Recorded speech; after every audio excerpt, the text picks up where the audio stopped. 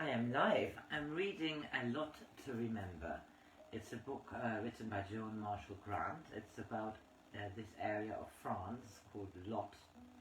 And I am here in chapter 23. It is entitled Cannibals and Castles.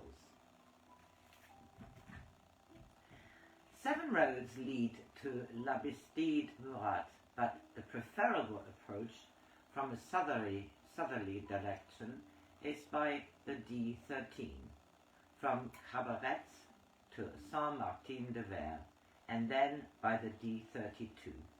This Bastide was called La Bastide Fortanière until renamed in honor of Le Roi Murat. The cottage where he was born is now shown to tourists. The most brilliant of Napoleon's marshals, Murat, married the Emperor's sister Caroline and became King of Naples.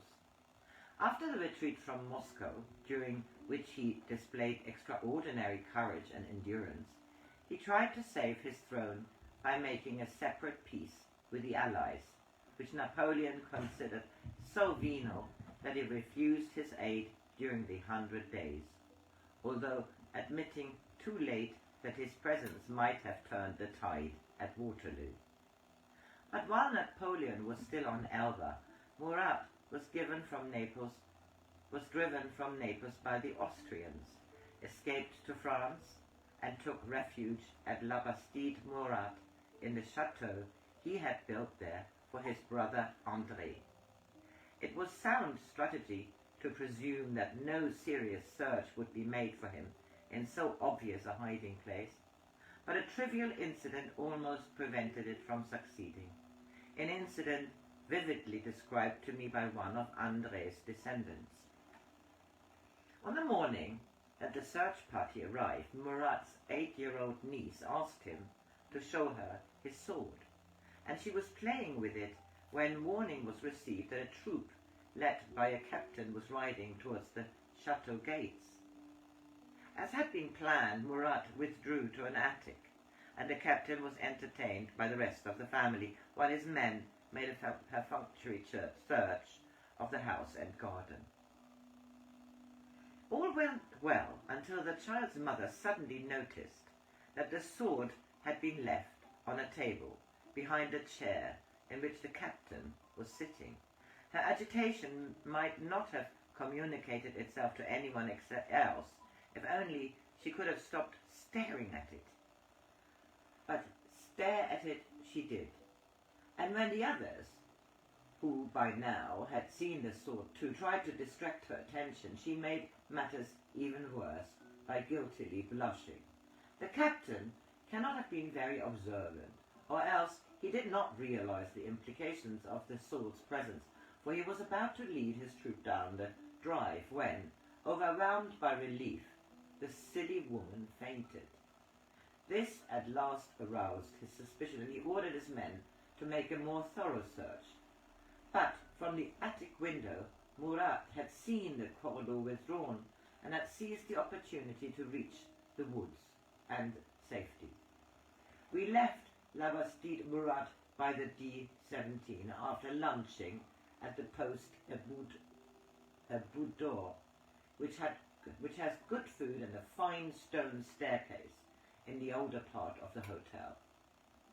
As I had seen on the map, that there is a beau chateau at Veillac.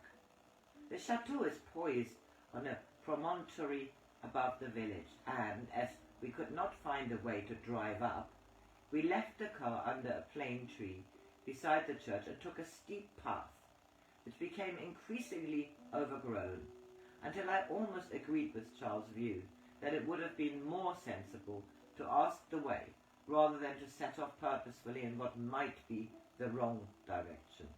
However, I panted on another few yards and suddenly came in sight of such a splendid guardian wall, such massive towers, that it would have taken a pair of hostile mastiffs to turn me back. A faded propriété privée was not discouraging, for experience had taught us that a request to look round is nearly always granted. But there was no one to ask, and we could not even peer through the lower windows, for the glass was opaque, with grime behind the rusty iron grills. The corner towers, each with a conical roof, and the Ladies' Walk, a wooden gallery jutting out at the fourth story on the north and east faces, date from an earlier period than the 4 tiers of Renaissance windows and the arches of the solar. The wide apron of turf on which Vayak stands is walled on 3 sides. But to the north there is an open view, for on this quarter the castle is defended by a precipice. Inside the western wall there is a long building which we first entered by a doorway, partially blocked by earth and rubble, that led to the kitchens, where the bread ovens could still bake for a large village, and the 2 hooded hearths are each wide enough to carry 5 cauldrons while roasting a sheep on a spit. Adjoining it are the stables, large enough for at least 100 horses, but empty now except for traces of cows. We had to clamber up a ruined outside stair to reach the upper story, and found ourselves in an enormous room where sunlight was streaming through 8 shutterless windows onto a floor that was covered with a layer of chaff and old straw and fallen plaster. "Mind where you step," said Charles. "The boards may be rotten, and look out for trapdoors, or you may land in the stables." "There won't be any trapdoors," I said emphatically, for this wasn't used either as a hayloft or a granary. The men-at-arms and the male retainers slept here. There used to be partitions, lath and mud plaster. I expect you can still see where they joined the main walls. And there would have been woolen curtains instead of interior doors. Charles was not listening, for he had gone into a watchtower and called me to look at the beams which supported the roof. "Like 2 wheels, one above the other, with the spokes extending beyond the rims to socket into the walls," he commented. I displayed intelligent interest, and then drew his attention to the privy in a tourelle, and pointed out that we now knew why the chateau itself had so many of these decorative little pepper pots. A privy to each bedroom is an amenity seldom found in a modern Lutois house, he said, but as there is no moat, the garden must have been very smelly, especially in summer. I felt illogically indignant. It was not at all smelly. Each privy had a pit under it, and fresh earth was thrown down them twice a day. When they were full, they were dug out and the manure spread on the fields.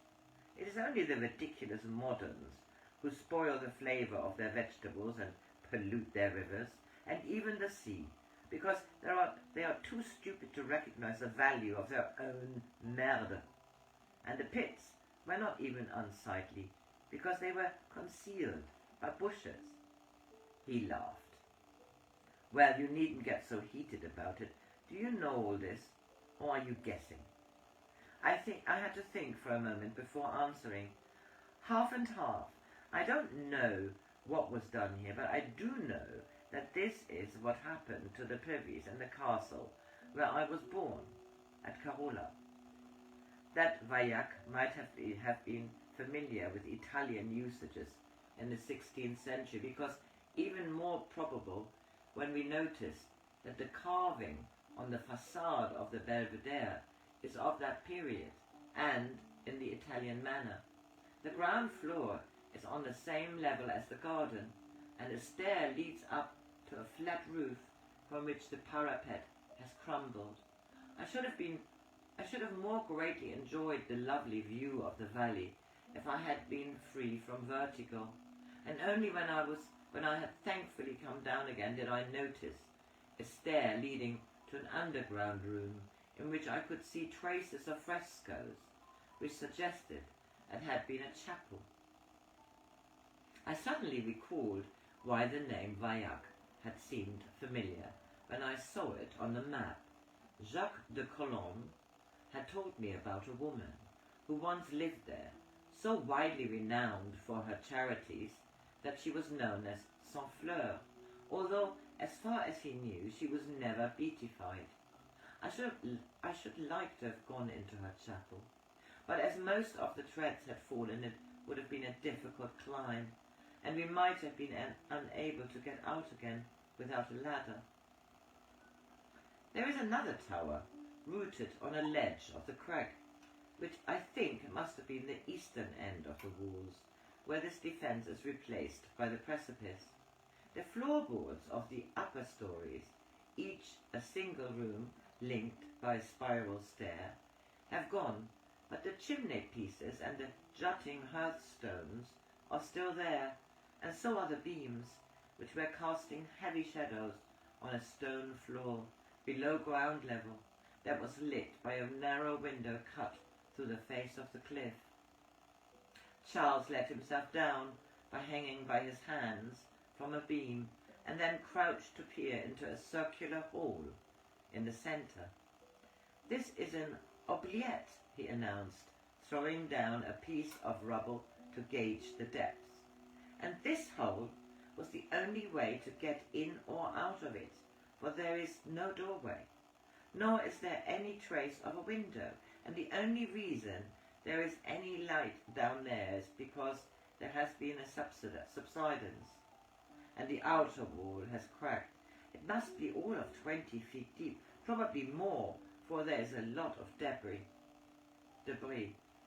He threw down a large piece of rubble and jerked back as 3 enormous bats flew up from the hole to circle so closely round my head that I was not sure whether I could feel their wings brushing my cheek or only the fan of their flying. Had I tried to dodge, I should have fallen, for I was balanced precariously on a broken step. But fortunately, I have felt friendly towards bats since Charles brought up an orphan batlet with milk dropped into her mouth. Since Charles brought up an orphan batlet with milk dropped in her mouth from a pipette.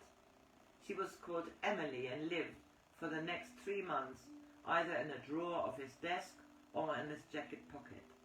Charles was disappointed not to have had a better view of the bats, which were at least twice as large as any we had previously seen, but having failed to flush any more of them, he remarked that it was annoying that we had no ladder, nor even a rope by which we could descend into the oubliette. "If we stay here quietly for a bit, the bats may come back," I said consolingly. "I wasn't thinking about the bats. I thought you would like to see if you could find any spooks down there. Only last week you were frustrated because you couldn't get into that other chateau to see if you could find anything in the oubliette." I was rather pleased that he had thought I felt frustrated, for in fact I had been exceedingly relieved that we could not persuade the factor, in the owner's absence, to lend us the key, for in that oubliette 17 Huguenots prisoners had died of starvation. Jacques, during Sunday luncheon at Artois, had mentioned them while extolling the chateau, which he said we might be able to rent very cheap, because the owner seldom went there as it was haunted. "I know that nearly every chateau has dungeons where people have died," said Jacques, beaming through his spectacles, "but this oubliette may require Joan's attentions, because the Huguenots did not starve until they had cannibalized each other." And I pause here because my battery is almost empty.